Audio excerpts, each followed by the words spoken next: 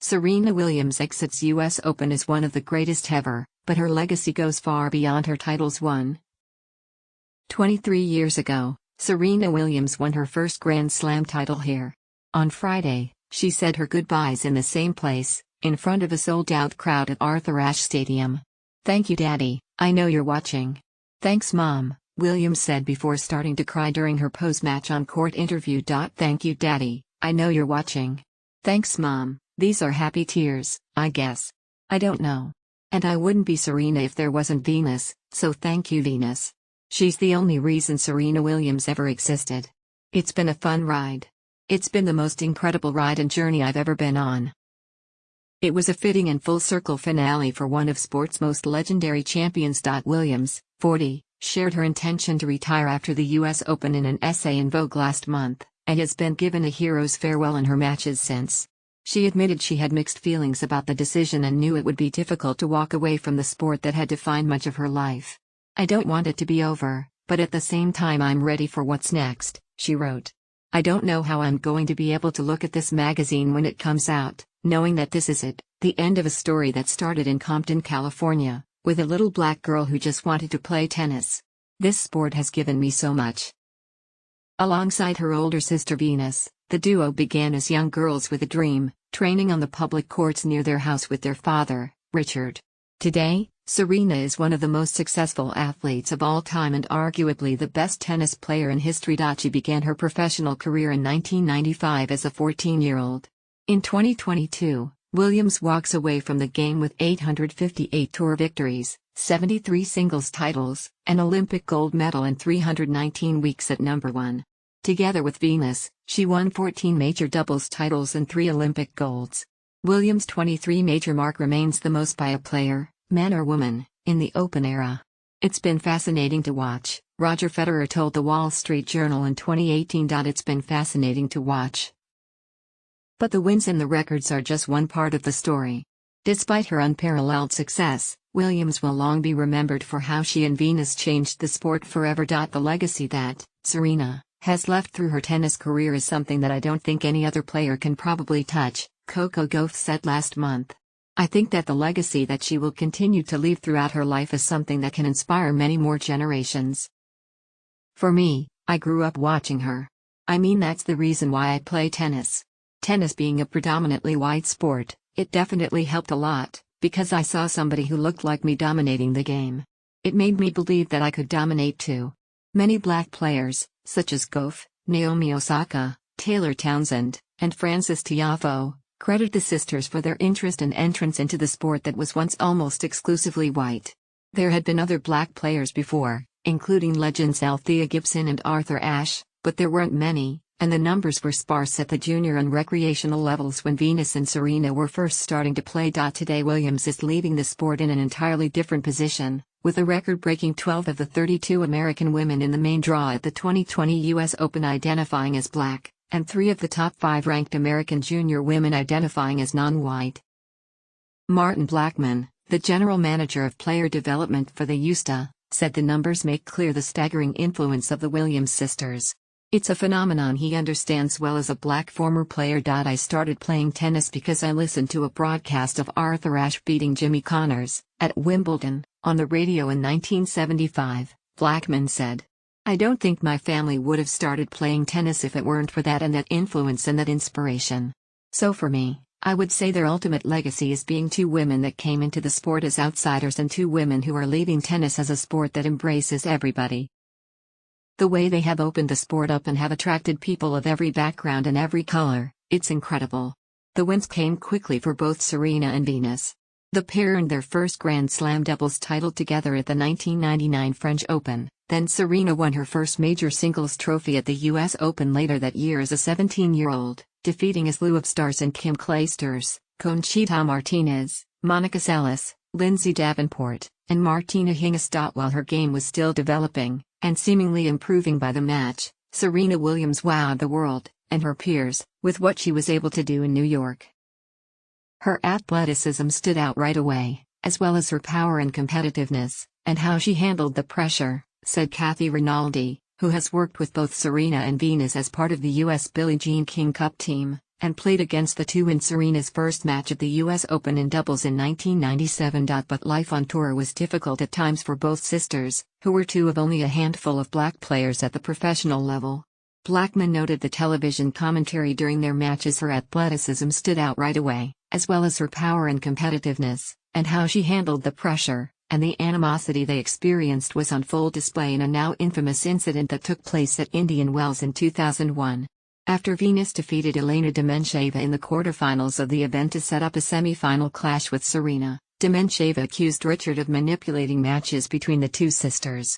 The comment gained traction after Venus withdrew ahead of the semis because of a knee injury shortly before the match was to begin.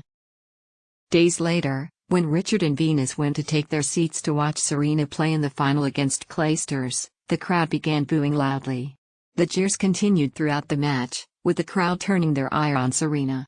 The hostility continued even after Serena had won the match, and the ugly scene reached a fever pitch when she went to hug Richard and Venus. Richard later said he was the target of several racial slurs throughout the match. Neither sister played at the tournament for well over a decade in a public boycott. More than the wins and the way they dominated, it's the hardships and the roadblocks that both Serena and Venus faced and pushed through that make them icons and trailblazers, Townsend said. For players like myself, Coco, Sloane, Stevens, and Madison Keys, we haven't had to deal with so many things because it's been done already. They dealt with a lot of ridicule and public embarrassment, but they fought through, and I just appreciate those things that we sometimes take for granted now. They not only gave me the opportunity to do what I do because of what they've been through, but to also be accepted in this sport. It's not perfect now, and we all still get it in our own ways, but it's so much different than it was back then when they were starting out. And even with the hardships, Serena Williams persevered. She claimed the last 3 major titles in 2002, and then won the 2003 Australian Open to record what was dubbed the Serena Slam, as she was the reigning champion of all 4 Grand Slam events at one time. In July 2002, she also took over the #1 ranking for the first time.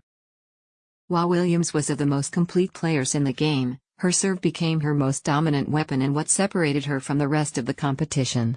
Serena is the best server I've seen since Steffi Graf was serving her best, Pam Shriver wrote in a column for ESPN in 2002. On and off the court, her star continued to rise. Williams became known as a fashion icon thanks to her memorable match outfits, perhaps no better punctuated than her faux leather catsuit at the 2002 US Open, and there were magazine covers and seemingly countless sponsorships. Her reported $55 million deal with Nike in 2003 was then the largest endorsement deal by a female athlete in history. While the wins in life as a celebrity might have looked effortless, there were hurdles along the way. On the court, there was a much criticized outburst toward a line judge during Williams' 2009 US Open semifinal match against Clijsters, after which Williams quickly apologized. Then a foot injury and life-threatening blood clot kept her sidelined for nearly a year between 2010 and 2011. Despite the health scare, she rebounded quickly. Williams won Wimbledon and the US Open in 2012, and she secured her first and only gold medal in Olympic singles play. By doing so, she became the first tennis player to record a career Golden Slam in both singles and doubles. There was a second Serena Slam in 2014 to 2015, and she nearly became just the third woman in the Open era to record the elusive Calendar Slam in 2015 before falling in the semifinals at the US Open. The power, the confidence, the way of playing to stay super aggressive, to stay close to the baseline and to make so many winners, said two-time major champion Simona Halep about Williams' dominance and what set her apart. Golden Slam. Williams discovered she was pregnant shortly before the 2017 Australian Open and, with medical clearance, she won the tournament. Meeting Venus in the final, for the 9th time with a Grand Slam trophy on the line, Serena notched her 23rd and final major title. Venus later joked the match was unfair as it was really 2 against 1. Her history with blood clots proved to be both dangerous and perhaps life-saving during what ended up being a complicated childbirth with daughter Olympia in September 2017. Serena recognized the symptoms after delivery and was able to alert the medical team of a potential pulmonary embolism. While Williams has said she was not listened to initially, ultimately a blood clot was discovered in her lungs. In an effort to raise awareness for the high rate of death and complications during pregnancy for Black women, she has reflected openly about the multiple surgeries, scary moments and 6 weeks of painful bed rest that soon followed. "When I first got home, I couldn't walk down the driveway," Williams wrote in an essay for Elle. When I first got home, I couldn't walk down the driveway. 6 months later, Williams did the improbable, yet again, and was back competing on the tennis court. She made her return at Indian Wells in March 2018 and reached the third round before losing to Venus. Prior to Williams' maternity leave, it seemed all but certain she would tie, and perhaps surpass, Margaret Court's long-standing record of most Grand Slam singles titles of all time, and she wasted no time early in her comeback trying to achieve the feat. She reached 2 major finals, at Wimbledon and the US Open, in 2018 but lost in both, including during a controversial match against Osaka in New York. Despite not hoisting a major trophy in 2018, Serena was named the Associated Press Female Athlete of the Year and the Laureus Sportswoman of the Year. There were 2 more finals in 2019, again at Wimbledon and the US Open, and still she was unable to get past 23. "I'd be lying if I said I didn't want that record," Serena wrote in her essay for Vogue. "Obviously I do. But day to day, I'm really not thinking about her. If I'm in a Grand Slam final, then yes, I am thinking about that record. Maybe I thought about it too much, and that didn't help. The way I see it, I should have had 30+ Grand Slams. I had my chances after coming back from giving birth. I went from a C-section to a second pulmonary embolism to a Grand Slam final. I played while breastfeeding. I played through postpartum depression. But I didn't get there. Shoulda, woulda, coulda. I didn't show up the way I should have or could have. But I showed up 23 times, and that's fine. Actually, it's extraordinary." But in her inability to reach the record, her drive to compete, as well as her obvious love for the game, resonated far beyond the tennis court. And for other players, it helped prove having a child didn't mean the end of one's career. Before, women had to give up on their careers in order to have a family, but the more examples you have of women doing it all, and juggling all the hats, only makes it seem more realistic. "She'd be lying if I said I didn't want that record," and Serena not only came back, but reached 4 Slam finals. "She made me believe it was possible for me to return, too. If you see it being done, you can believe it for yourself." Serena has become a successful entrepreneur, with multiple businesses, including her own venture capital firm aimed at funding projects by underrepresented founders, and lucrative partnerships. Despite playing a limited schedule in 2021, she remained in the top 2 of the highest-paid female athletes in the world, behind only Osaka.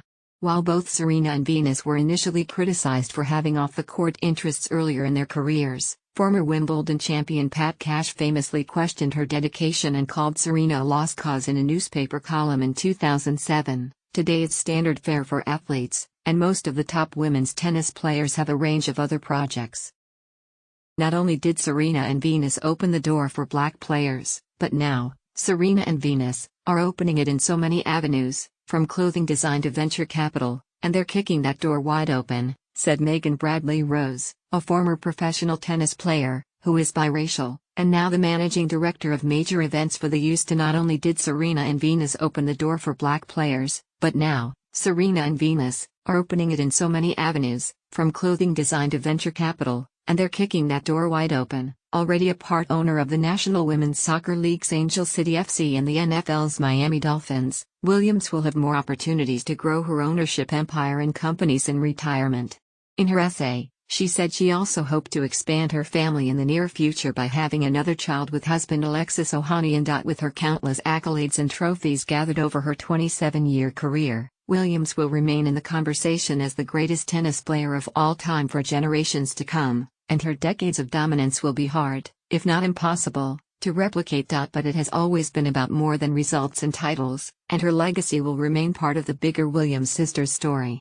Venus, 42, hasn't announced yet when she will retire, but it's clear that an era is ending. "I can't think of 2 sisters who are more loyal and joined at supporting each other than the 2 of them," said Stacey Alister, formerly the chairperson and CEO of the WTA and now the US Open Tournament director. "I can't think of 2 sisters who are more loyal and joined at supporting each other than the 2 of them. It's just an incredible story that no one could have scripted. 2 Black women, and their family, helped shake up our sport. We owe them a lot, and it's up to us to continue to make the sport even more inclusive and keep their legacy alive."